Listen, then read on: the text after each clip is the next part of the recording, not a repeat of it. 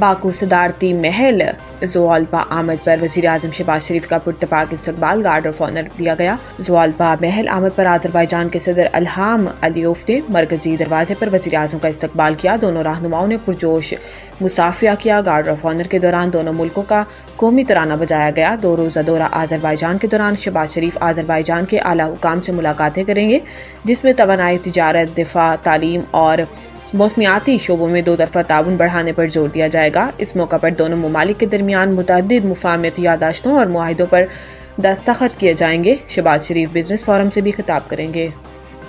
13 साला बच्चे का ECL में दाम, क्या रियासत ऐसे चलती है? अदालत का सेक्रेटरी दाखिला से सवाल। फैजान उस्मान की बाजियाबी से मुतल्लिक केस की समाअत इस्लामाबाद हाई कोर्ट के जस्टिस बाबर सत्तार की अदालत में हुई। इस्लामाबाद हाई कोर्ट के हुक्म पर सेक्रेटरी दाखिला खुर्रम अली आगा अदालत में पेश हुए। जस्टिस बाबर सत्तार से इनसे मुकालमा करते हुए कहा कि अदालती हुक्म पर नाम ECL में शामिल करने का कोई वर्किंग पेपर अदालत में पेश नहीं किया गया। सेक्रेटरी दाखिला बयान हल्फी जमा कराएं और नाम ECL में शामिल करने के हकाइक सामने रखें।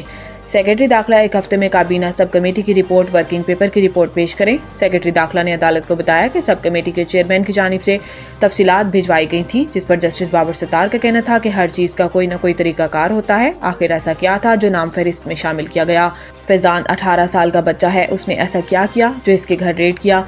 बाजियाबी के बाद पता लगा कि कौन मुल्जिमान थे जो इसके अगवा के पीछे थे। इस्लामाबाद हाई कोर्ट ने फैजान उस्मान की बाजियाबी के बाद इसके अहल खाना का नाम ECL में शामिल करने का हुक्म मुअत्तल करते हुए फैजान उस्मान की फैमिली को 8 अफराद के नाम ECL से निकालने का हुक्म दे दिया और कहा कि सिर्फ फैजान की शादीशुदा बहन सालिया का नाम रहने दें, बाकी निकाल दें। क्लाइमेट फाइनेंसिंग पर मुज़ाकरात, IMF वफ्द पाकिस्तान पहुंच गया। ज़राए का कहना है कि आइंदा माली साल 2025-26 के लिए बजट में कार्बन लीवी आयद करने की तजवीज़ ज़ेरे गौर है। वफ्द के साथ आइंदा मुज़ाकरात के दौरान इब्तदाई मुसवदे पर बात होगी। कार्बन लीवी आयद करने के लिए IMF तजावीज़ देगा। ज़राए के मुताबिक आज से 28 फरवरी तक तकनीकी वफ्द विफाक और सूबों के साथ मुज़ाकरात करेगा। कार्बन लीवी आयद करने, इलेक्ट्रिकल व्हीकल और सब्सिडी पर भी बातचीत होगी। वफ्द आइंदा बजट में ग्रीन बजटिंग को वसी करने के लिए तजावीज़ भी देगा। ज़राए का कहना है कि आज मुज़ाकरात में सिर्फ क्लाइमेट चेंज के इक़दामात पर ही मुज़ाकरात होंगे।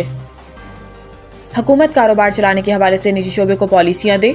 पाकिस्तान बैंक्स एसोसिएशन के तहत पहली पाकिस्तान बैंकिंग समिट 2025 जारी है, जिसमें वफाकी वजीर खजाना सेनेटर मोहम्मद औरंगजेब समेत बैंकों के सदूर और गैर मुल्की मंदोबेन शरीक हैं। वजीर खजाना का कहना है कि इमर्जिंग मार्केट ने गुज़िश्ता 25 साल बेहतरीन अंदाज में गुजारे हैं। सबका इत्तेफाक है कि हमारे जो हाथ में है इस पर तवज्जो देने की ज़रूरत है। इन्होंने कहा कि बिश्तर वज़राए खजाना की तवज्जो पैदावारी नमू पर मबनी रही है। हुकूमत को चाहिए कि वो निजी शोबे को पॉलिसियाँ दे ताकि निजी शोबे कारोबार चलाए। निजकारी कामल और मालियाती इंतजाम की बेहतरी होना ज़रूरी है। इनका कहना था कि गवर्नर स्टेट बैंक और मैं सऊदी अरब में आलमी कॉन्फ्रेंस में थे। मैंने सीखा कि उभरती मंडियों ने 2025 में बेहतरी के साथ कदम रखा। उभरती मंडियों के वज़राए खजाना ने डीरेगुलेशन के फ़रोग और सुर्ख फीते के खात्मे की बात की। वज़ीर खजाना ने कहा कि मुकामी सरमायाकारी आएगी तो FDI आएगी। आलमी कैपिटल मार्केट्स की अगर बात की जाए तो रेटिंग एजेंसियों से बात हुई। हमें उम्मीद है कि सिंगल D कैटेगरी में आ जाएं।